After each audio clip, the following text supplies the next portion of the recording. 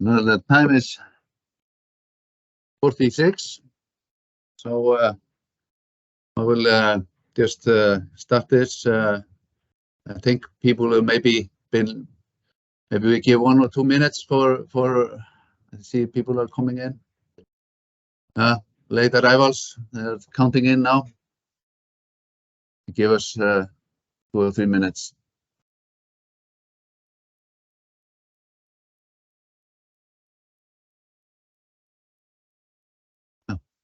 Yeah, well, it's counting up quite fast now. Okay.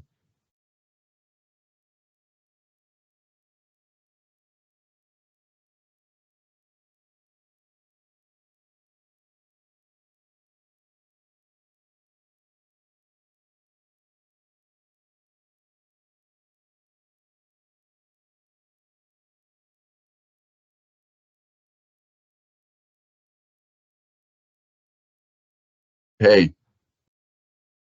Well, here we are. I want to welcome you to this Nordic IoT webinar on consumer IoT security labeling, which is a cooperative project for Dan Standard, SFS in Finland, Icelandic Standards in Iceland, NICO in Norway, SEC and CIS in Sweden. Those standardization organizations have a cooperation in this. It's kind of a test for this kind of webinars. Well, the agenda today is we have an opening from Áslaug Arna Sigurbjörnsdóttir, the Icelandic Minister of Higher Education, Industry and Innovation when I shut up, and an introduction from Thor E.S. Thorisson, Icelandic Chair of IT Standards in Iceland. And then we have a description of the Finnish approach to this topic with Sanna Seppanen, and then senior specialist at National Cybersecurity Center at Traficom. And then we have the British approach to this topic with Rhys Duncan, Enterprise IoT Policy Advisor at Department of Science, Innovation and Technology, DSIT in UK, and then we have panel discussions. And I introduce those that will be in panel. It will be lecture presenters and the representatives from the Nordic standardization organizations. Okay, but then I want to give the podium or give the camera to Áslaug Arna Sigurbjörnsdóttir at the Icelandic Minister of Higher Education, which will give an opening speech. Áslaug, you there? Yes, thank you so much. I'm pleased to be with you this morning. Unfortunately, I can't stay here longer because I'm meeting Nordic colleagues and ministers that are here, the education ministers from all of the Nordic countries today. But I'm pleased to have opportunities to start this webinar, which will focus on how to build a more secure environment for consumers to use IoT equipment for their convenience and enjoyment. And due to the inherent lack of security of IoT equipment, consumers are being harmed by hackers and other malicious actors that either compromise personal information, delete information, or publish personal videos on the internet. In response to this, many countries, including Iceland, have published cybersecurity guidelines for IoT equipment in order to minimize this behavior. And in general, these guidelines are aimed at manufacturers of IoT equipment, resellers of the equipment, and service providers. And to give such guidelines maybe more teeth, some countries have started to implement as well in the law. As an example, the EU is working now on the EU Cyber Resilience Act that will address computer and mobile equipment. And the EU is also aiming to have legislation in place in 2025. And on the international level as well, further efforts are being made by starting to label all of the IoT equipment to describe the level of the security. By putting a label on the product, consumers can purchase the equipment that they feel most secure to use. And it also invites competition between manufacturers in secure IoT equipment. But in 2022, Icelandic government published a new national cybersecurity strategy. And we also did a new action plan in cybersecurity. The main objectives of the strategy are to enhance knowledge and competence in cybersecurity in Iceland, and to build a more secure internet environment for the public. This webinar is a part of the government's action plan, and its result will be examined by the ministry when we are shaping further action on this topic. You can also follow our action plan online on the ministry website to see how it's going, what we are doing, and what the status is on every act, as well as who is responsible for the act, if it's my ministry or other ministries or else. But this morning, I just would like to thank those who organized this important event and wish you the best in your webinar. I hope also that it will be helpful for further our knowledge in this area in all of your respected countries.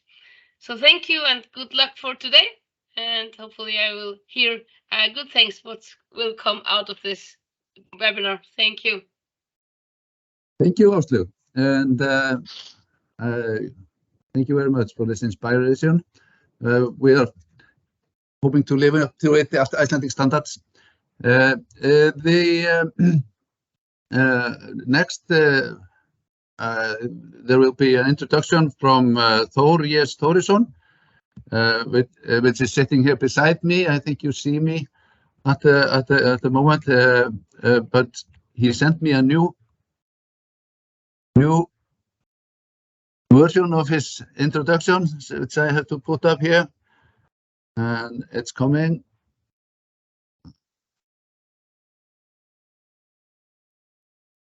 Here it is, and here it is. Thor, okay, you could go. So hi, I'm Thor Thorisson, chairman of the IT standard of Icelandic standard. So I'm just going to make a very short introduction about what Icelandic standard is. It's very familiar to most of you, as you are many part of the standard decision bodies in your countries. And we have four main committees: one for building sector, one for fishing sector, one for information and technology sector, or IT, and then one for electrotechnical sectors. And then we are involved in all kinds of European standards, CEN-ELEC, ETSI, and also international standard ISO and IAC, which we'll be referring to in this discussion.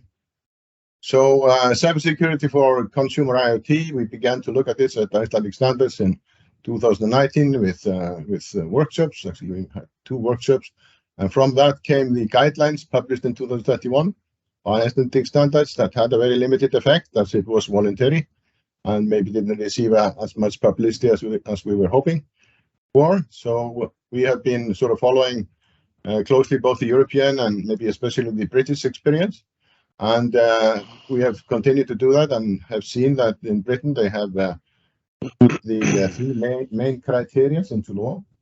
We've done that in Britain. Maybe we'll hear a little bit about that later today. And those 3 are that you are not supposed to use default passwords. The seller of the equipment is supposed to tell you when you buy the equipment for what period it will be maintained or the software will be upgraded. And also, if there is something that goes wrong in the software, then he has a way to find out, and then he can patch it, let's say the manufacturer. So these are the main 3 criteria we saw acted into law in Britain. And using labeling of IoT equipment as a way to guide consumers and enhance cybersecurity and IoT consumer equipment. This is, as far as I understand, based on a Singapore standard, and this is what we may be mainly discussing here is the ISO/IEC standard of 27404, which is, at least from our perspective, something that we're hoping to understand a little bit better during this webinar. And finally, we look at this as the first step to investigate labeling for IoT consumer cybersecurity for Icelandic standards.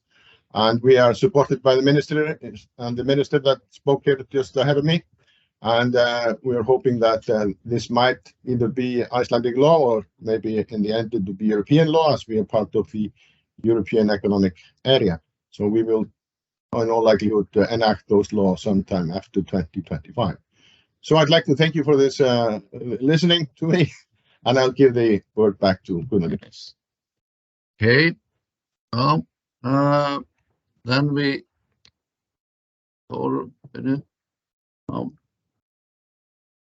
this one. And next, thank you, Thor.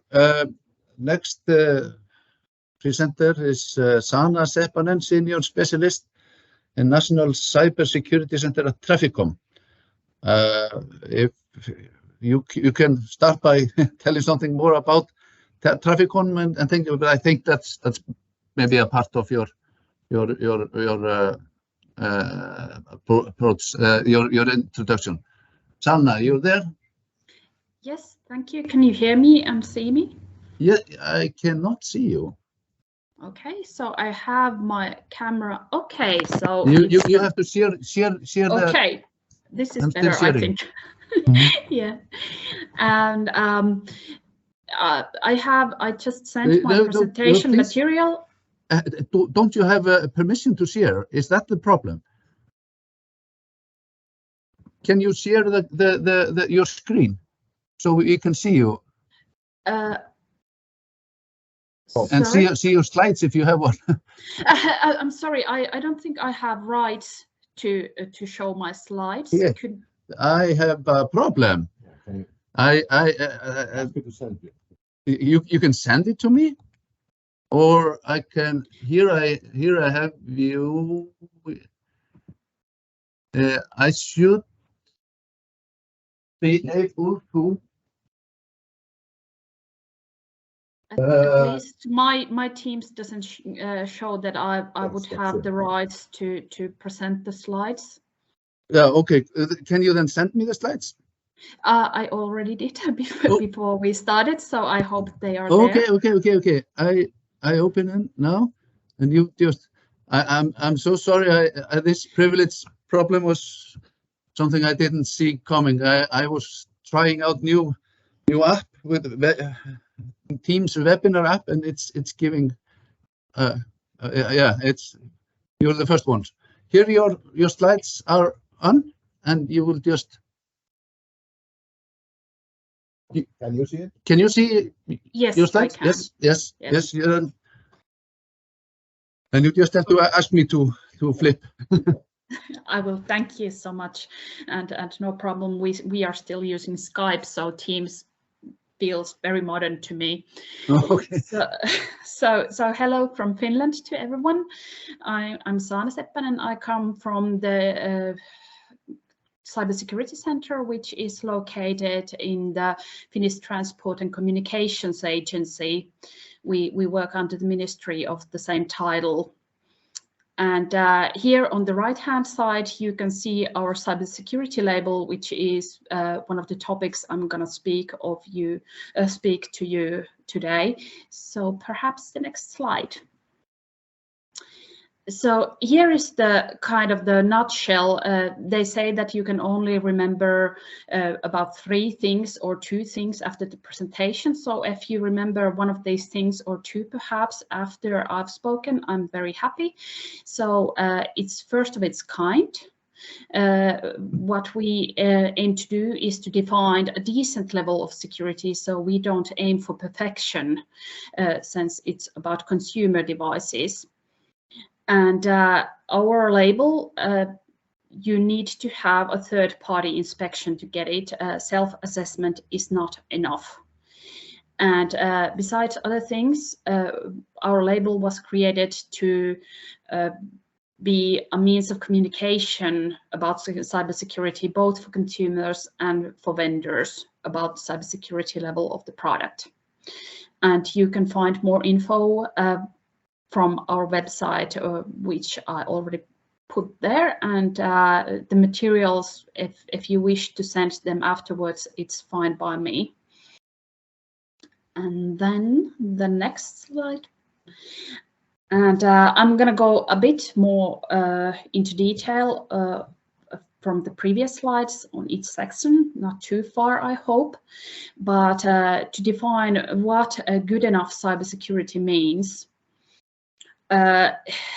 We have followed this topic quite a long time, and our experiences tell that when it comes to consumer devices and IoT devices, the biggest problem is not that you would have some evil geniuses or foreign states that would like to intrude you from the internet, but it's the little things that go wrong. Maybe I shouldn't say little because they are little, but they are very common and very easy to fix. So what we are talking about is security updates, passwords, and vulnerability management. And our approach and requirements are based or is based on the fact that we would like to fix those. And we went through a great deal of effort to go through all the already existing requirements when we crafted our label. And we found this ETSI, back then a specification, but now already a European standard 303-645. And we have handpicked 18 requirements from there. And from our threat model, it doesn't take into account things like advanced persistent threat, or if you have a physical access to the device, but rather those common things coming from the internet.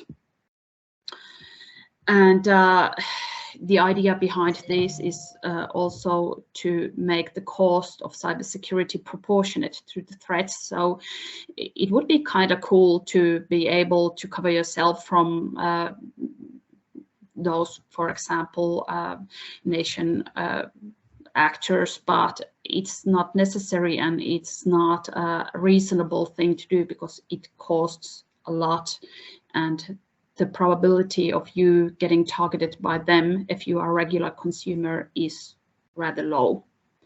So that's behind our choice. And then the next slide.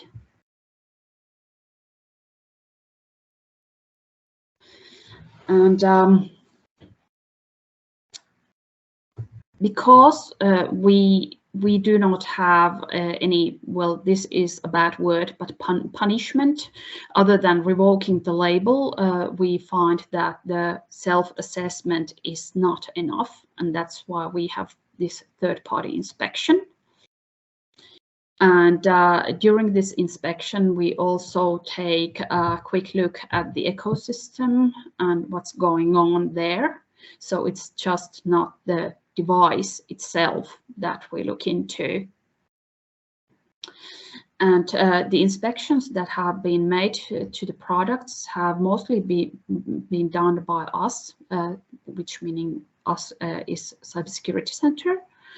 But we have also offered the possibility of doing these inspections to commercial companies, and not just the Finnish one, but also international commercial information security companies. And actually, the only inspection made by someone else than Traficom is Norwegian Nemco so far.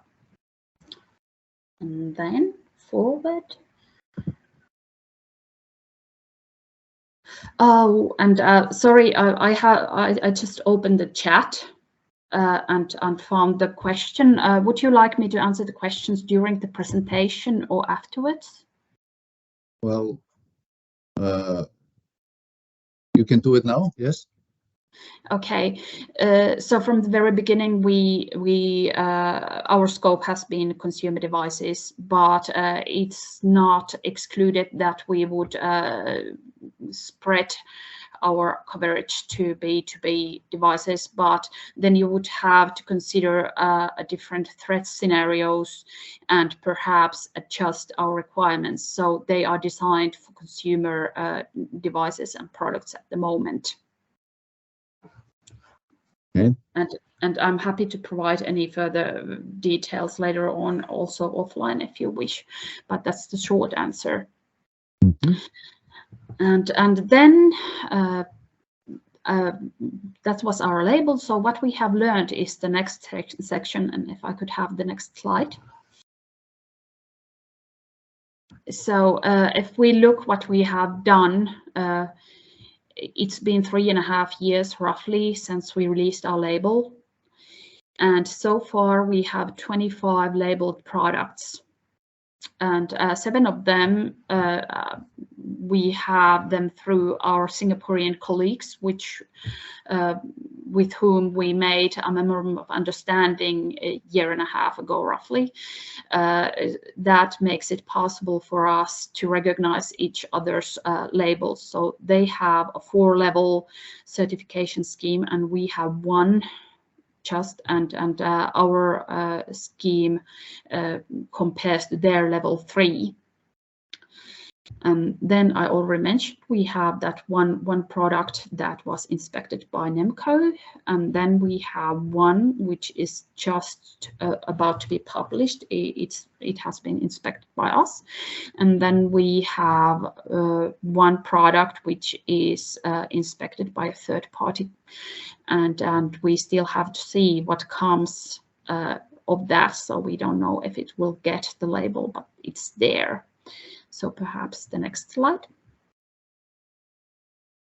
What we have learned from our inspections and our experiences is that the current level of consumer devices in regards of cybersecurity, it's not very great, whereas the variation between different vendors is. So there are really good vendors and products, and then there are not so good. And at the moment, we have failed almost 40% of the products that have entered our process. And this is significant in that sense that before they enter the process, the vendor has to go through the product and compare it to our requirements and do the self-assessment whether they will be compliant, and in their eyes they have seen that the product is compliant, and after that we find that 40% aren't in our eyes. And one of the reasons perhaps behind this is that the applicants often aren't the ones who built the product. There are lots of operators who use white label products, rebrand them in their own name, and don't know how they function in cybersecurity sense. So they don't have the control of products' cybersecurity features. And also sometimes it's just about the interpretation. So some see no problem in some solutions, and we do. And since we are the label holders, we get to decide. So the next slide.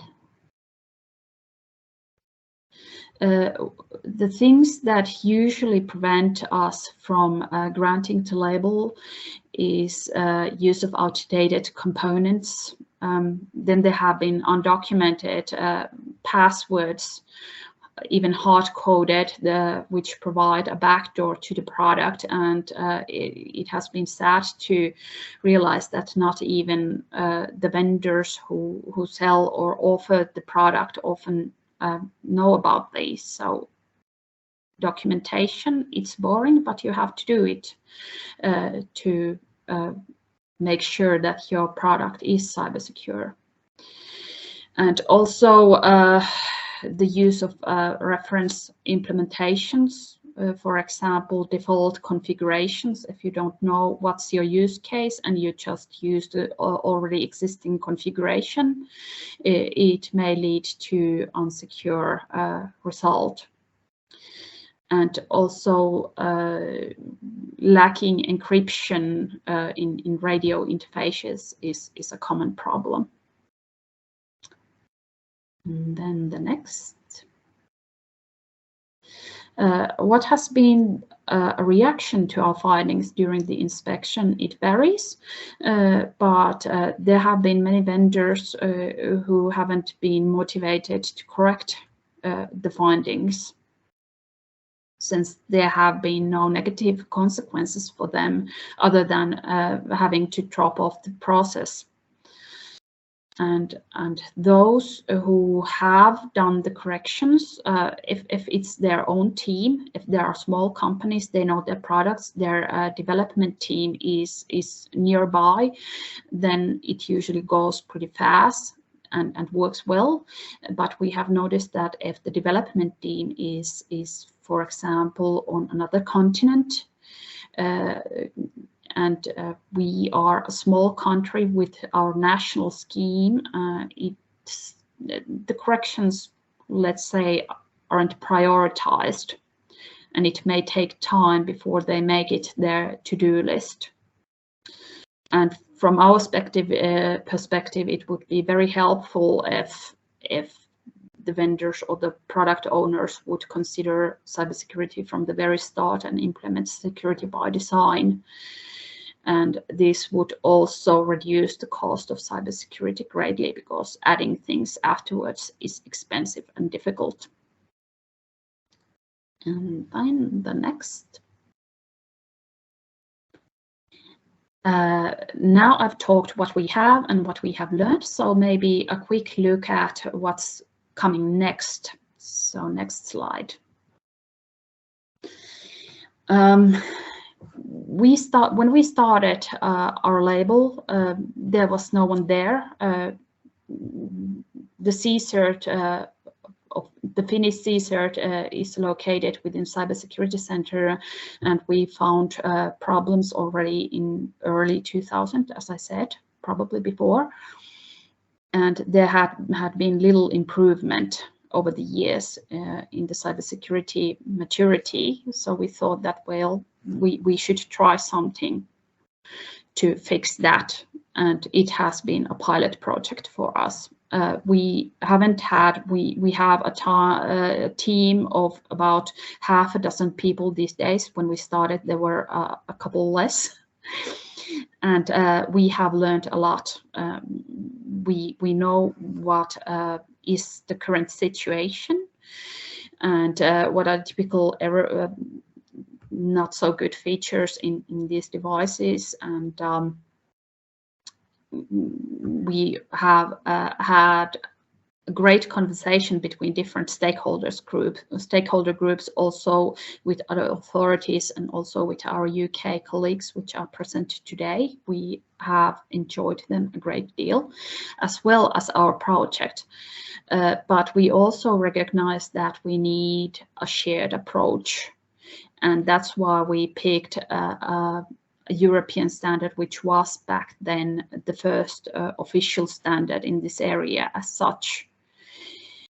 And right now, the emphasis is that we try to share what we have learned in the international environment and also with EU. And we see no sense in having lots of national approaches which do not talk to each other and do not have the interoperability. So we vote for the wider view. And the next one. And we have, as well, it was mentioned in the introduction that these voluntary guidelines and stuff like that, they are a great help for those who are interested and motivated to do things. But our experience is that the voluntary measures really haven't fixed the problem. And we have societies that rely heavily on digital solutions and services, and this is why cybersecurity, it's not a fun feature, but it is absolutely critical in the future. And as it was already mentioned, the EU has started to work on this. So I know how much we all love abbreviations. So here are some for you. Radio Equipment Directive, the Delegated Act, to be more precise, I think it came into force last February. Then we have already mentioned Cyber Resilience Act. Draft was released last September. Then we have Cybersecurity Act, which defines a European-wide cybersecurity certification scheme, and it already came out in 2019. And then I had to write that one down because I haven't worked that much with it, but it's Critical Entities Resilience Directive, the CER, and then we have the second version of Network and Information Security Directive. And that's not all, but there are some that I listed down. And these all aim at improving cybersecurity in society. And it's a great thing that we have something that is not based on voluntary effort. And then the next one, which is actually my last slide. And all the stakeholder groups that we have talked to have aimed for the same goal, which is better cybersecurity. I think it's slowly creeping in that we need to really pay attention to this. So no, the sound. Sorry? The sound went out for just several seconds. Okay. No. It's okay now. Okay, good. So to sum it up, we find that these national intricacies, as I put it there, these are a great way to experiment, and they are fun. And in the long run, we need something more. And I would like to still thank you for the invitation for this webinar, because these are the places where we can share our views and talk things and find a common understanding how we should proceed and what is seen effective way to fix the things, because there is a lot of things we need to fix. And especially requirements and how they are tested and how you can prove that you are compliant with them. It's very important that we have a shared understanding on that. So I think that's about it. Thank you so much. If you have any questions or comments, I welcome them. Okay. Well, thank you. We have time for one or two questions if you have to Sanna. No, it have been crystal clear. Well, it was. Thank you very much for a very thorough and nice presentation.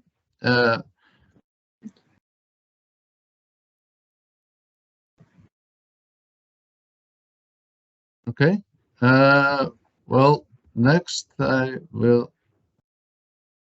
Oh, yep. Well, next it is Rhys Duncan telling us about the British approach. Rhys Duncan, an Enterprise IoT Policy Advisor at Department for Science, Innovation and Technology, DCIT, UK. Rhys, yes. Rhys. Hello, yeah. Hey, hi there. How's it going? I don't know how to pronounce your name. That's Reese. I appreciate it. Reese, I okay. respond to anything, so it's absolutely okay. Okay. Don't mind the pronunciation. I'm not even going to attempt yours. So I hope you received my slides. I just sent them over. Okay. Hopefully they're in your inbox somewhere. There we go.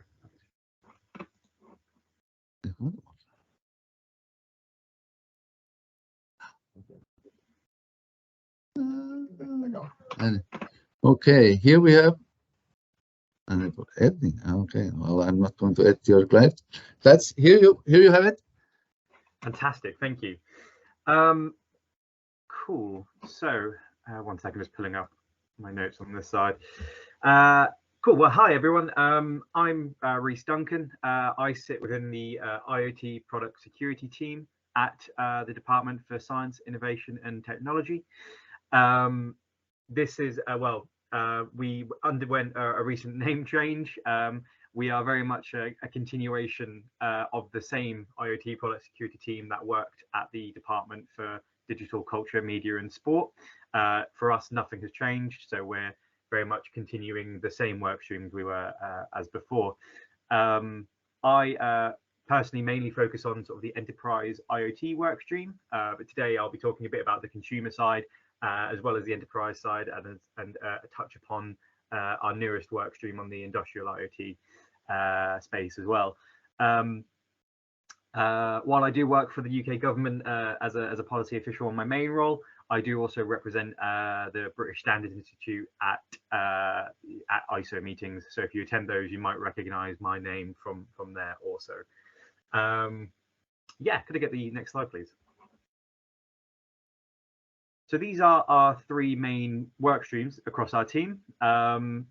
Ultimately, it really did begin with the consumer IoT space. We were really focused on the risks to, we were really focused on solving the risks to consumer security from these devices, largely stemming from the Mirai attack back in 2016, I believe.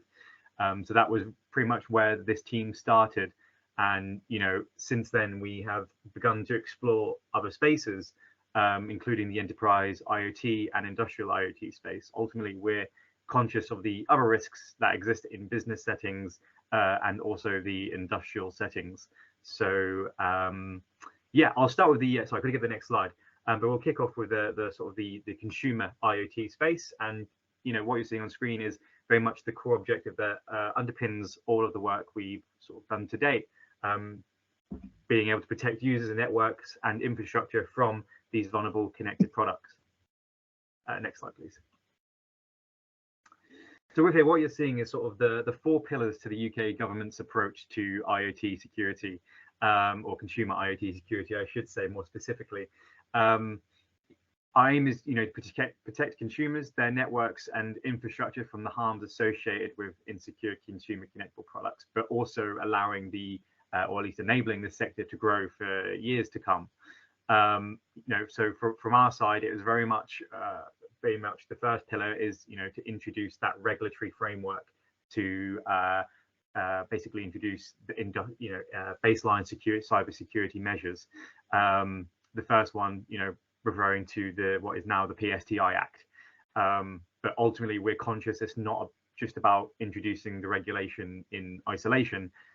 It's about building that ecosystem that can really support industry and its users. So therefore, we put money towards assurance schemes, funding guidance, and also training programs.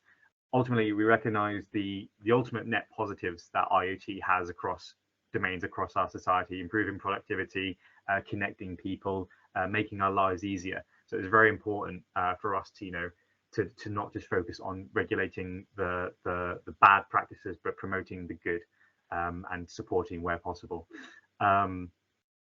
Ultimately, as within that fourth pillar, we recognize, similarly as our Finnish colleagues has talked about, it's not a single country's issue. It's a global issue. Therefore, we're always working with standards organizations and other governments to tackle the issue globally. Next slide, please. Thank you. So this is sort of a timeline of our work on the consumer connected product space. We've been doing this for a number of years. Started off sort of late 2017, 2018 with the code of practice for consumer IoT. With that, we then moved sort of into a phase of testing our ideas, getting stakeholder buy-in, talking to industry through 2019 and 2020 with the various consultations listed on the screen there. And then finally in 2021, we introduced the PSTI bill at the time. And with that, the clock, I suppose, for enforcement at the time then started. And then with 2022, late December, we the Act received royal ascension and became the PSTI, or became the PSTI Act on that date there. So with that, in terms of timelines, the requirements will now be enforceable in less than a year's time. So basically, with that, we wanted to ensure with that 2021 date that industry had ample time to look through the requirements that they need to follow once it does become enforceable. Next slide, please. So just a quick overview of the legislation itself, the PSTI Act. The security requirements, sort of as mentioned earlier in this session, they're very much aligned with the ETSI EN 303645 standard, and the top three requirements from the code of practice were the ones that became the fundamentals of the legislation. So that is no universal default passwords, implementation of means to report vulnerabilities in products, transparency about length of time for which products will receive security updates, and sort of those round out the top three. In terms of scope, we developed this with the UK's National Cybersecurity Centre to cover new consumer IoT products. So we worked very much in tandem with them throughout this process. Products covered by other legislation, such as medical devices, will essentially be exempt from this. Therefore, ultimately, we're not looking to double regulate in this space. We have now also appointed an enforcement authority who will be responsible for ensuring that these businesses are complying with the legislation. Perfect. Next slide. Thank you.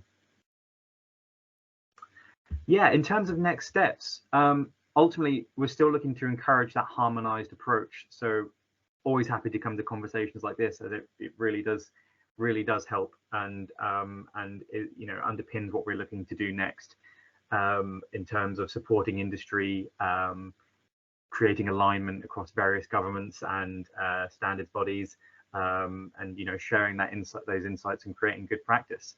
Ultimately, we're looking to continue that evidence-based policy approach we've taken to IoT security. So therefore, we'll be monitoring the progress of the sort of the legislation and its intended effects to basically ensure it's doing what we want it to do, which will ultimately inform the future direction of travel we want to go with in terms of what's next of legislation. Thank you. Next slide. Yeah, so what you're seeing here on screen are three schemes that DCIT have provided funding for. These are a number of grant schemes, and ultimately these are sort of part of our efforts to ensure a healthy ecosystem for organizations who want to get certification and want to help solve the problem of IoT or consumer IoT security.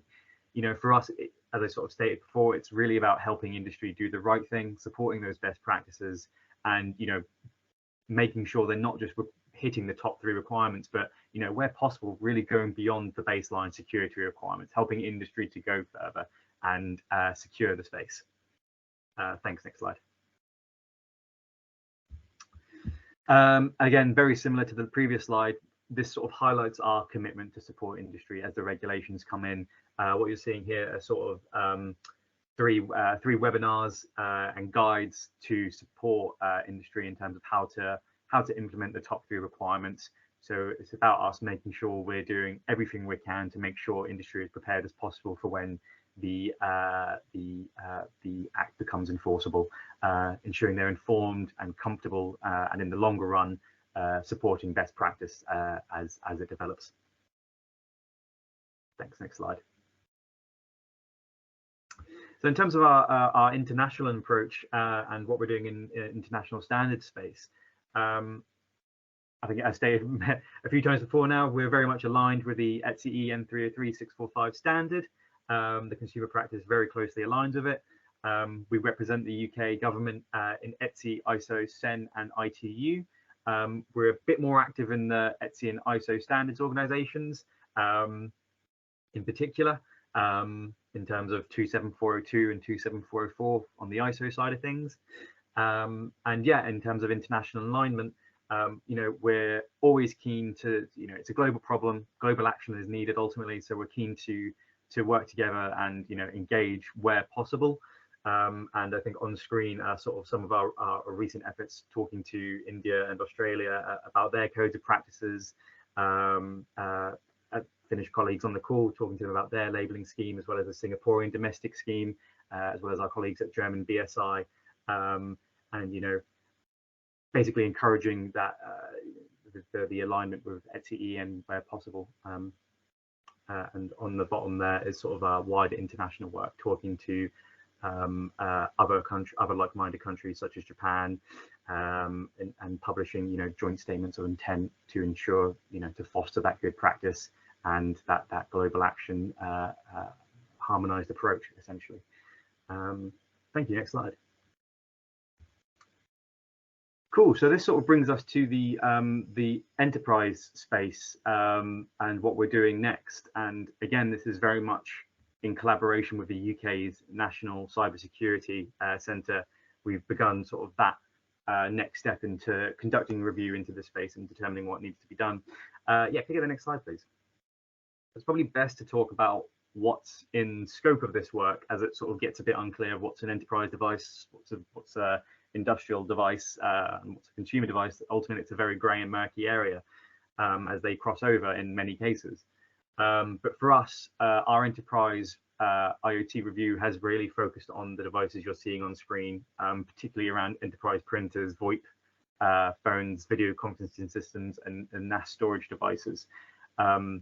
For the enterprise work, naturally ICS, SCADA and OT are very much out of scope, and sort of those devices where network equipment or, you know, devices where the primary security concerns relate to the safety or integrity and availability of sensor data and those industrial processes are out of scope for this work. We're very much focused on those devices you find within a business environment.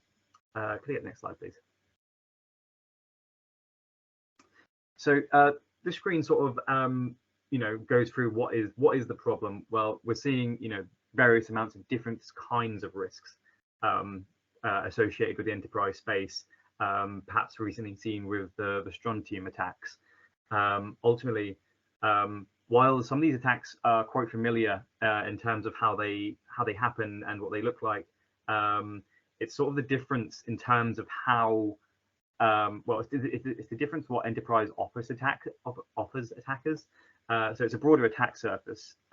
It's potentially higher value data that can be accessed, and it's a chance of greater scale of impact in terms of once that breach has happened, what they can do once they're inside an enterprise network versus getting access to a consumer's network. There's a lot more room for further exploitation and you know, financial gain, basically, in many cases. Cool. Could I get the next slide? So what have we done today? On screen is sort of all of our work that we've sort of, well, been doing since 2021. We've sort of first began, although it's not in order, we first began with a literature review, which looked into the space, various reports and bits and pieces there from an academic space. With that, we then went into a business survey and then finally worked with NCSE to publish a risk report into the space. With that, we found various interesting things. Some we expected, some we didn't. You know, for us, in terms of the main three findings, we found that these devices are being, you know, readily deployed and relied on by many organizations, but IT professionals are showing concerns about the security. For example, 79% of IT businesses were looking for more robust guidelines on IoT security, and that many felt improvements in guidelines were needed. In terms of vulnerabilities, we found that these vulnerabilities are regularly found in enterprise connected devices, which have put large numbers of organizations at risk. For example, as I mentioned, the Strontium attack in April 2019 compromised a various amount of enterprise connected devices, including conference phones and office printers across multiple sectors. And perhaps crucially, we found that organizations lack clarity on how to monitor and protect themselves from these devices. A survey found that out of 124 companies, only 58% of organizations do not conduct any security or procurement related checks prior to purchasing a connected device. So there were some issues there. With that, we've also been working very closely with the UK's NCSC to develop a set of new device security principles for manufacturers of enterprise devices. And I'll talk about those next. Next slide, please. So this is a relatively new set of principles that built off the guidance you're seeing on screen here, built off the ETN standard, built off the NIST 8259 series, as well as NCSC's EUD framework and zero trust architecture principles. Ultimately, we're recognizing the move away from traditional network security perimeters and the importance of detecting compromise through device health. We also wanted to ensure that the principles covered a wide range of devices that you might find on an enterprise network. Next slide, please. So ultimately, what these are guidelines to help organizations gain the confidence that their enterprise connected devices are protected against and able to detect cybersecurity threats and risks. But it's for manufacturers to implement. Next slide, please. These are the 11 principles here on screen. I won't go into too much detail about each. I'm happy to have separate conversations about this and sort of talk about them more as there's quite a bit to cover. But in terms of the principles, they're not ordered in any sort of importance. Adjacent ones are just related. Each one has a set of guidelines, which we'll just go through in a moment in terms of how they're structured. They'll look very familiar to many of you, I'm sure. And ultimately, they look to just describe the overall objective that principle is, that guiding objective it's basically trying to achieve. Next slide, please. So yeah, they may look very familiar to you in terms of how they've been written and structured. We structured it very much in terms of how an EN is written. It's very in terms of the shalls and shoulds, etc. And yes, they will essentially describe the threats and risks that require mitigation also through each principle and guideline. Yeah, next slide, please. So you might be wondering, like, where does this really sit in terms of everything else that's out there? So this is definitely just to highlight very much a rough approximation of how of where it sits in terms of that increasing complexity of cyber threat.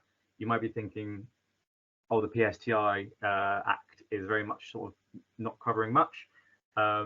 That isn't the case. It's basically, this is an approximation against the complexity. So the PSTI Act is doing a lot to cover sort of the initial problems of the least complex problems that manufacturers are potentially not solving with the devices they put onto market.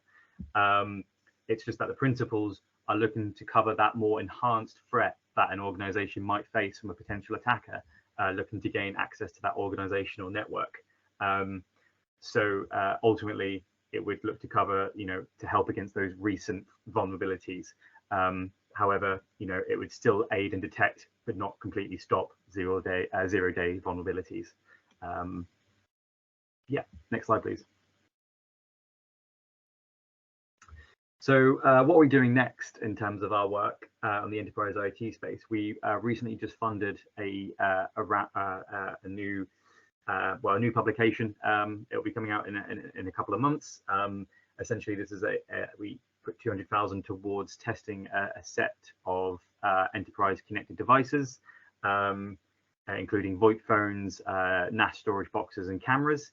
So we worked very closely with a security lab to basically go in and sort of find vulnerabilities there. And we got some quite interesting results, some we weren't expecting. For example, the most expensive device, which you think might have the best security, turned out to be one of the worst, if not the worst. So it's very interesting findings that we're going to be very happy to share in due course. From there, we're now looking to go into a public consultation on enterprise IoT, and this is very much a representation of how far along the process we are. So there's quite a lot more writing to do quite yet.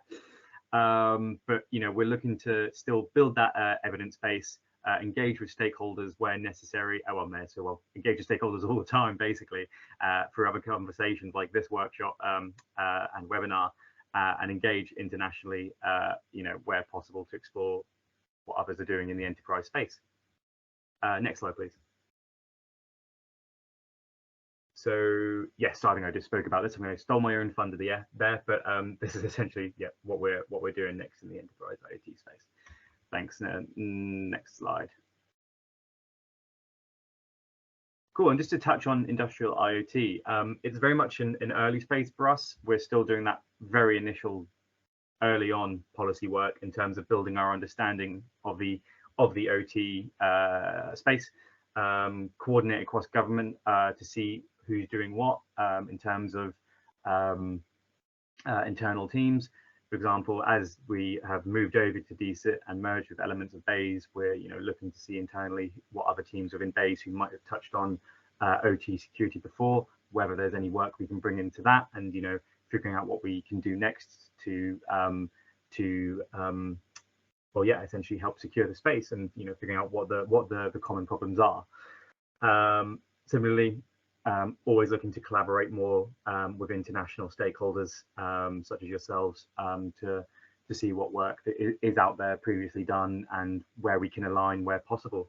So yeah, very short slide on that. It's very early days for us, but watch this space. Hopefully we'll have more to come as it develops. And I think that brings me to the end. Yeah. Thank you. Yep. Thank you, Rhys. That was a nice, it's a very good oversight of what you've been doing there and in UK, and obviously a lot of things being undertaken. There is one question in the chat. Does this have any connection to 27001 or 27002? Have you been looking at that perspective? Please. Yes, about the information security requirements and practice. This is our most best-selling standard in Norway, and especially 27002, and it has a big relation with the 27400 series. How do you see that the requirements from your perspective and device baseline, IoT, domotics, and so on will impact the 27000 series? Thank you. Sorry, I was struggling to find my the unmute button before. In terms of how it interacts with that standard, is this on the consumer or the enterprise side? Sorry, just to clarify, the question is framed at. Sorry, I think the 2700, the 27001 is more around the enterprise side, if I'm not mistaken. Yeah. So ultimately, I think I'm with that standard. My memory is not too good on. I'm not too familiar with many details of it. But for us, we mainly focused for the development of the security principles for enterprise manufacturers. It was mainly focused on sort of those device security requirements, and it's more around the device rather than sort of I think the implementation of how of what ISO 27001 goes to, where it talks about organizational structures. But truthfully, I'm not too familiar with it, so I'd like to take a look and get back to you on that if you want to have a separate conversation on that one. Okay, thank you for that. Well, next is actually kind of starting. Well, thank you, Rhys. We have here a panel discussion. We were exactly on time about. So Thor is from Iceland, Sana is from Finland, and Rhys from Duncan from UK. You know them. And then we have here Jeppe Pilgaard Bjerre from Denmark, specialist in engineering and test force technology in Dansk Standard in Denmark, and Asbjørn Hofsø, chair of NEK subcommittee 41. I believe it is on the JTC1 subcommittee 41 on Internet of Things, and the Mirror Group in Norway, and he's from NEK Norway.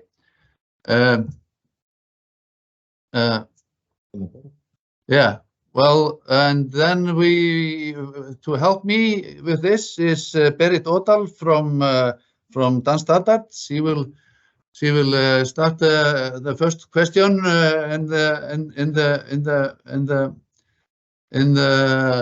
panel. Berit, you there? Yes. Yes, hello everybody. My name is Berit Odal and I'm from Danish Standards. I'm responsible for the Danish Mirror Committee on cybersecurity and information security standardization, and we cover both ISO, IEC, and CENELEC work. Yes, so we heard, as Gudmundur says, already we heard from Sana and from Rhys and from Thor. So we would like to introduce the two other panelists. So I would like you, both of you, to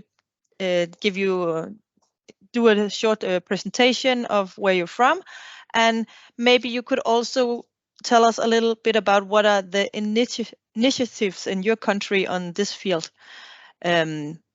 Asbjørn, should we start with you? Okay.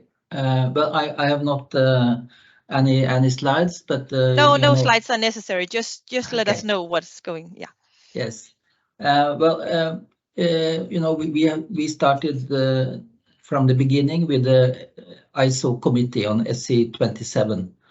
We have also a work package lead, and in that case on security evaluation back in 1990. So that's actually information security is our backlog for all standardization work. And when SC 41 was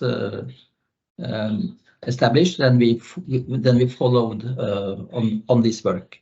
But it's cybersecurity, security as evaluation, all around that is so relevant for the IoT area. So I'm really impressed and interested that we have this Nordic group and to make practical guidelines.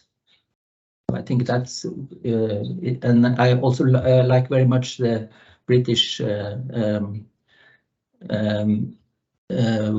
of structuring. Thank you. Thank you.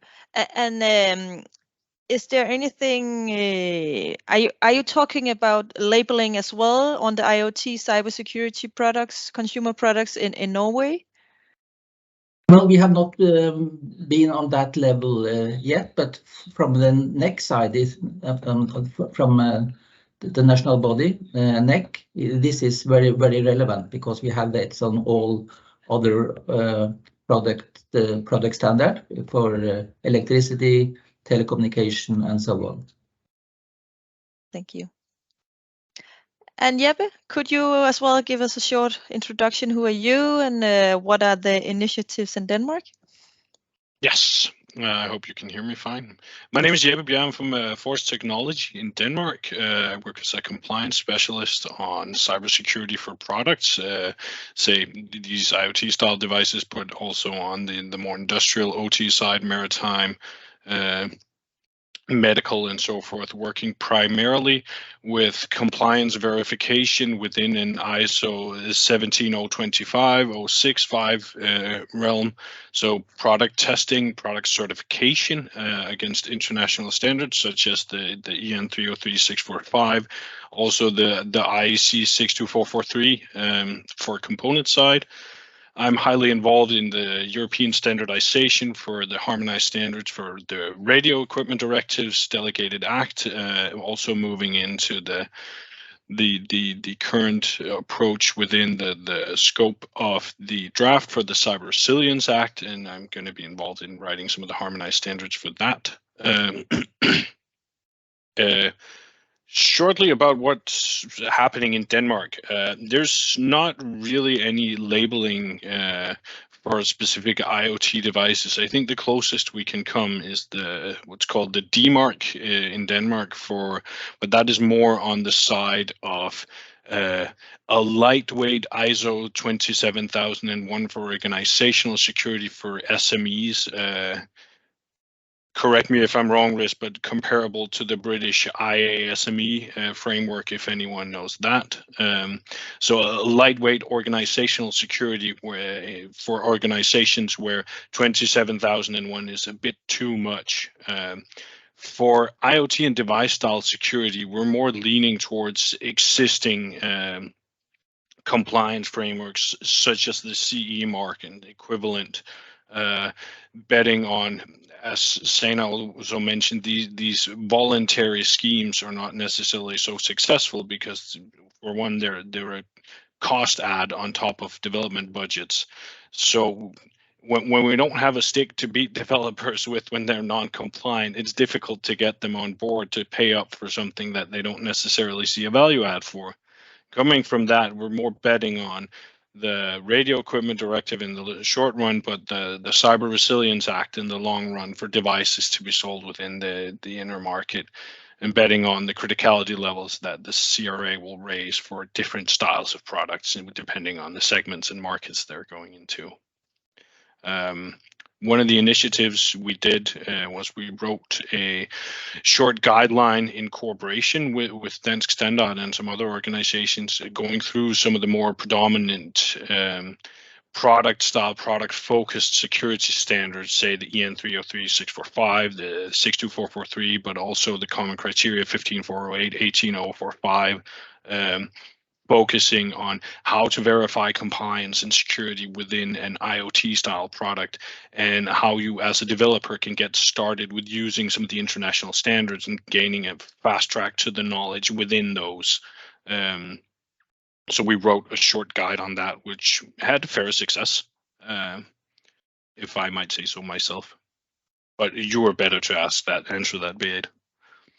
Yes, thank you. We had a lot of the SMEs in Denmark said that was a helpful tool to get an overview of what standards are available and what coming standards are. What standards are going to be there in the future. Okay, good, Mundur. I think you'll take the next question. Yeah, well, yes, thank you. We don't have a person from SEK. Well, I want to ask you all about the challenges, risks, and problems regarding consumer IoT labeling. What are the, if your view on this? If we start with you, Sana.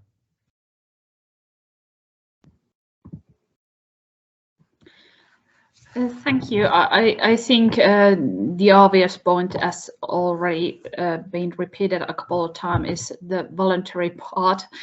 So to reach the critical masses that would actually make an impact on the overall cybersecurity, because it's just not about devices, but it's the ecosystem and its services. So we need something that makes it mandatory for everyone. And I think that's the biggest problem. If it's just a nice way to stand out from the crowd and get a praise for your effort, it's good, but it's not a means to improve the basic security, I think. Okay, thank you. This is challenges. Well, the risks, and the risk is that they are not taking it up, or what? Yeah, perhaps the risk for the companies is that they invest in getting the label and don't benefit from it. Could be one. I think different stakeholder groups have different risks, and for us, for example, as an authority, we also have put in some resources, and if it's not effective, you can think if it has been in vain, but as I mentioned earlier, we have learned a lot. So I don't think that even though we don't have those millions of devices having finished label, that it would be a failure as such. It's just the nature of a pilot project. Did you in the start hope to get more than 75 tests? Or? Actually, at one point we were a bit afraid that there would be a lot of demand because, like I said earlier, our team was small, and the amount of inspection that we can do ourselves, it's limited. So if we had all the millions of companies behind our doors, I think we should have looked into some other arrangements to, for example, outsourcing the inspections. Then again, I think it would have been a better case business-wise also for the information security companies to take over the inspections. Okay. I want to remind everybody about the chat. If you have questions, please bring them into the chat, and we can either to all the panel or just several persons. Well, next, Rhys, if you would go through the same for us, challenges, risks, and problems regarding consumer IoT. Cut it out. Yeah, I mean, I guess when it comes to the context of a labeling scheme, given the UK domestically has not gone down that road and has said instead opted for, you know, what we have in the PSTI Act with the top 3 requirements. It's sort of too difficult to comment on the challenge and risks and problems, but I suppose, you know, just to really echo what Sana was saying, I think she outlined it perfectly there. And you know, we did early days explore the possibility of a UK labeling scheme, but found that you know, that the route we've taken would be the way to really uplift that security baseline even more. And I suppose in terms of you know, potential problems, I mean, difficult for me to comment on given the way we've approached matters, but I suppose always the inherent risk that, you know, consumers ultimately, if there's a labeling scheme, you know, if there's a label on there, they may simply, you know, ignore it and go for the cheaper option, ultimately opting for a device which might not give them the best security, but, you know, gives them the best value out of it, depending on how they're deploying it, right? So yeah, again, a difficult one for me to comment on in particular, but I think Sana said it best before, truthfully. Okay. Well, Thor, yeah, I forgot you. No problem. The challenges for us is it's a very small nation, and like I mentioned, we're just trying to learn from what is happening in other countries, and specifically looking towards the EU and Britain, see what they are doing. And so we've been following this labeling initiative and think that could be a good way to go further. And the challenges of implementing any scheme is that, as was mentioned here previously, there needs to be carrots and sticks. There needs to be an environment that people would participate in this to increase the security. And we think that it's a good idea to sort of provide an environment where there can be competition to a degree regarding security. That's at least what we are hoping will happen. But we more or less are looking at this as a way to prepare what will happen in the EU environment. And we don't see that we will enact special laws in Iceland. As we are a very small market, we will rather try to work with international bodies or international agencies and see if that is not the best way for us to mitigate the risks that are inherent in this environment. Okay, thank you. The problems of Iceland is the smallness, and if I heard that Britain was kind of telling us as the same, that maybe it was hard for them to put up a special label, but will there be a European label after the? I don't know. Well, but if somebody have some knowledge of the 27,404, it's in the stage 20, in which is it started, and it's some draft being done on that standard, but it should be based on the Singapore standard, if I know right. Well, next, Jeppe? Yes. From our perspective, as was mentioned before, one of the challenges of making or using such an IoT labeling system framework is, for one, we need to agree on which system to use. And one of the things we're really good at in Denmark is making competing solutions for everything. That's a major challenge because, for one, you risk fragmentation. Requirements are going to be mostly the same, but you will have a major challenge of uptake, and as I mentioned, reaching this critical volume where you have to force all of the rest of the manufacturers who have not yet been onboarded will have to do so in order to stay competitive. And simply reaching that mass from a Danish perspective is highly unrealistic. Also adding that if these labeling schemes become a significant cost addition to the development, Denmark is simply too small of a market, as has also been mentioned, that manufacturers will simply skip releasing products in Denmark and go for other countries because there's no profit to be made. One of the problems from my perspective is seeing these consumer IoT labeling schemes as a parallel to, say, CE marking is that you need to implement it across Europe. From our perspective, seeing as that's the EU, otherwise we will be in conflict with EU law on some of these areas, and we can't do that. But implementing it across the EU will force even the largest manufacturers that they can't ignore the European market because there's so many customers to have been had.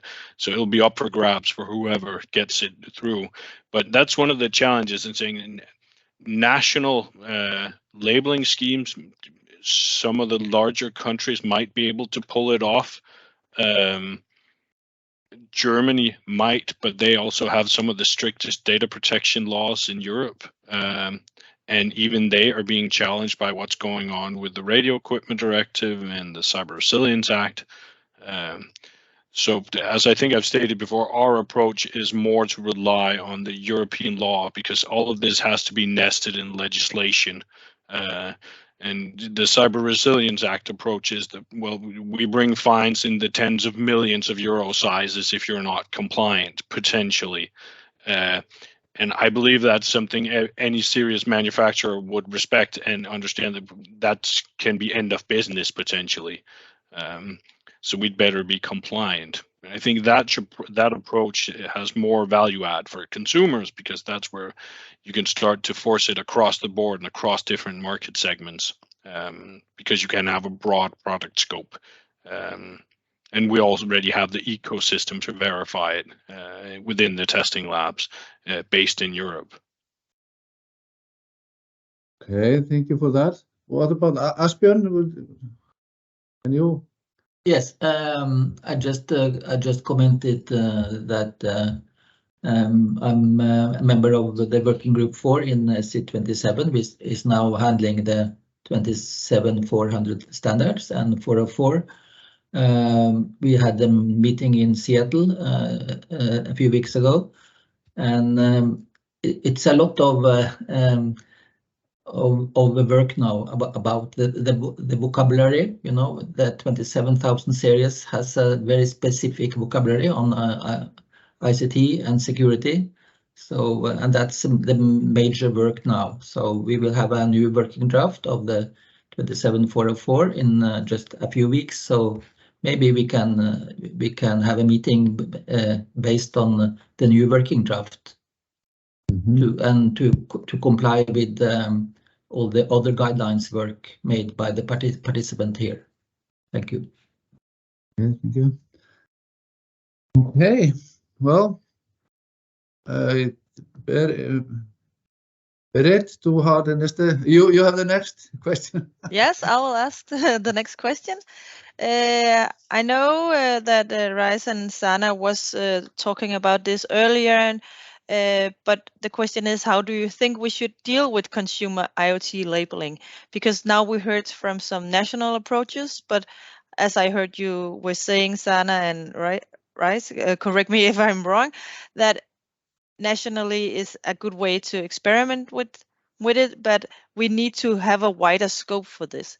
So the question is how should we do this? Should we do it on a national level? Should we do it on a Nordic level, a European level? We also heard from in the beginning of today that a lot of EU regulation is coming. The Cyber Resilience Act is one of them. Or should we do it internationally as we've seen it with the 27404? So I don't know if I would make a complete round, but I think you should, could you maybe, just jump in when you feel like answering it?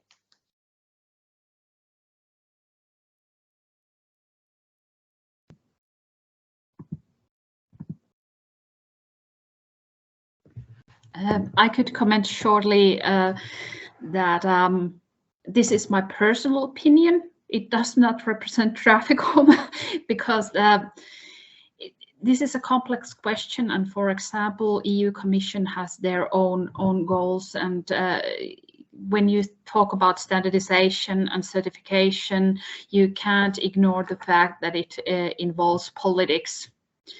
So from the user perspective and from the cybersecurity perspective, I think it would be best if we had international requirements, preferably written in law, but if not, then standards, at least European-wide. But if you ask from companies, you might get a different answer from some of them. It depends on the strategies and what kind of market dominance and where you want to be and sell your products. So, but I think because of my work, I travel a bit, and every time I have to find a different plugin for my, the electricity, how it works, I wish there was just one thing to plug in, but that's just me. I don't think it's just you, but yes. Anybody else who wants to comment on this one?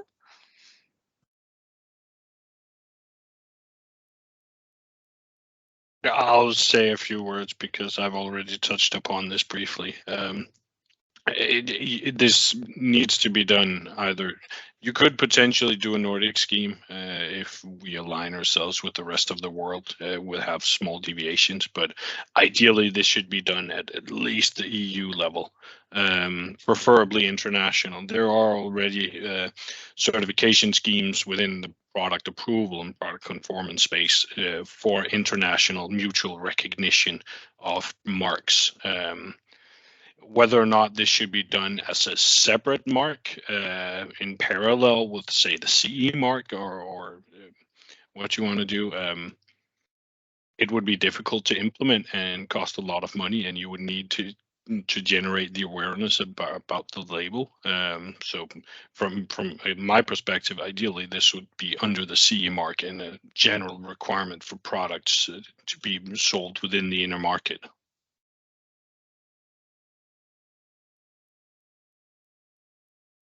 Yes, thank you, Jeppe.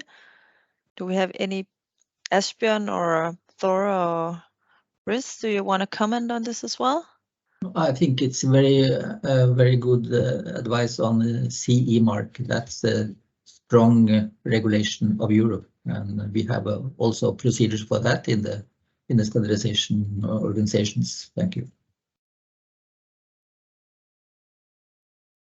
And you, Jeppe, you were talking about the general products directive. That would be the place for it, or?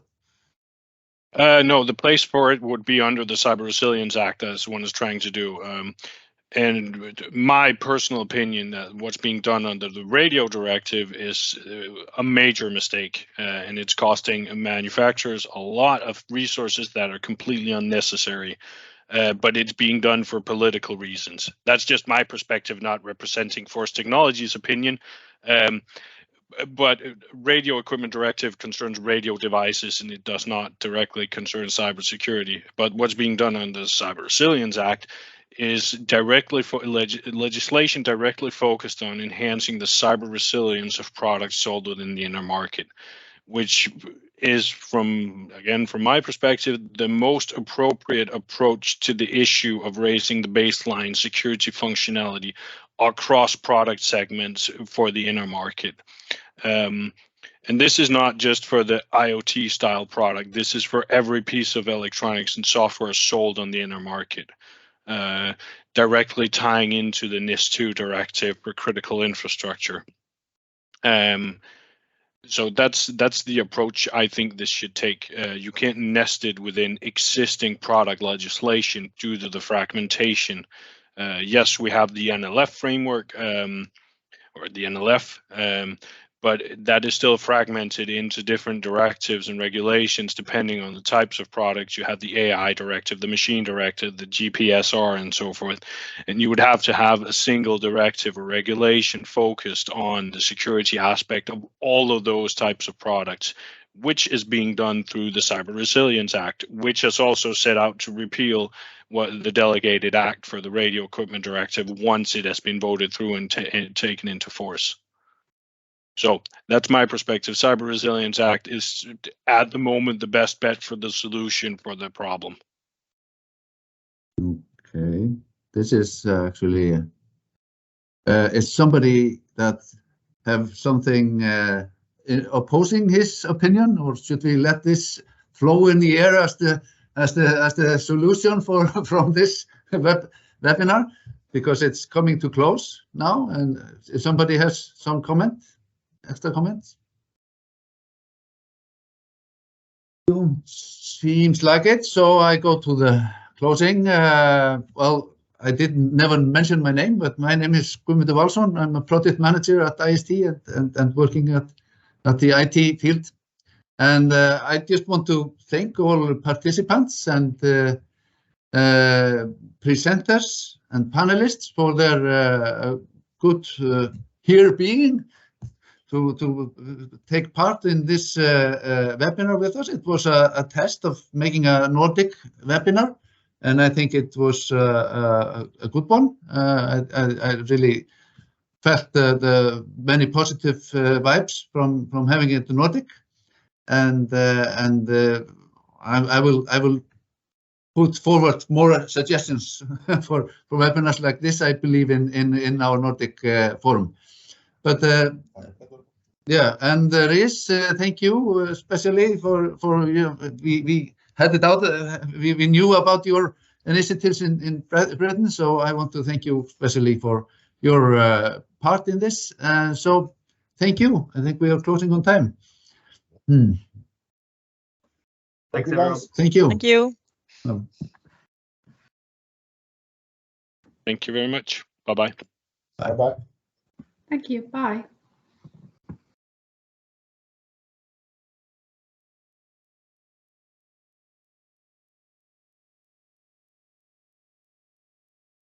Okay.